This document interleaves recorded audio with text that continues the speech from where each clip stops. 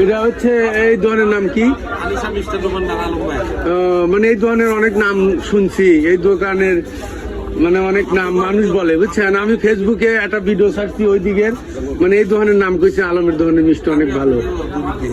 দেখেন আজম 24 আমার ফলো আর আছে, যাই হোক। তাই এই নাকালি বাজারের ভিডিও দেখেন। আচ্ছা যাই হোক, গেটের ও আচ্ছা আচ্ছা, জানি তো আমাকে চেনেন তানি। আচ্ছা ঠিক আছে, এখন আমি এলো 3 কোটি দই নেবো, একটু কম রাখেন। আচ্ছা ঠিক আছে। আচ্ছা এই জায়গার মিষ্টির দোকানে এত নাম করার পিছনে কারণ কি? কারণ অনেক দোকান আছে নাকালি বাজারে, ঐতিহ্যবাহী একটা বাজার।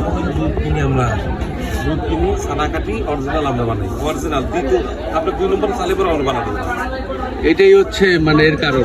আসলে এই জায়গার এই জিনিসটা কালকে আছে, এই জিনিসটা কালকে আমি কোয়া দেবো কালকে, এই দই পছন্দ করে আমি কোয়া দেবো পছন্দ। ও আচ্ছা আচ্ছা,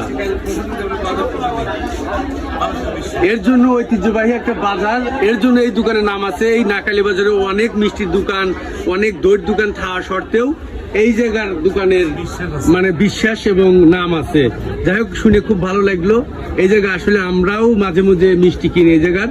তারপরে আপনাদের মাঝে অবশ্যই আপনারা যারা ভিডিও দেখবেন কমেন্টে জানাবেন এই দোকানের মানে সবকিছুর মান কেমন। নাকালি বাজারে একটা ঐতিহ্যবাহী একটা জায়গা, বাজার আর কি। এই বাজারে মিষ্টির দোকানে আপনার অনেক নাম শুনছি এবং আমি নিজেও এই জায়গা থেকে অনেকবার মিষ্টি লিখছি আর কি। মানুষ খায়, জনগণ খায়, ছোট বাচ্চা পোলাপানও খায়। আচ্ছা, এগুলা মহিলারা, সবচেয়ে বড় মহিলারাই আকর্ষণ বেশি, ওরা এগুলোর উপর ভক্ত, এগুলো খুব চাহিদা। আর এগুলো আমি যা বানাই অরিজিনাল পিওর, কোনো নিশ্চিন্তে আমি নিজে দুধ নিজে কাটি, নিজে বানাই, নিজে কাজ করি, কোনো যাই ঝামেলা না। এর মধ্যে যা আছে 2-4 যা আছে সব অরিজিনাল আমার মিষ্টি। আচ্ছা ঠিক আছে।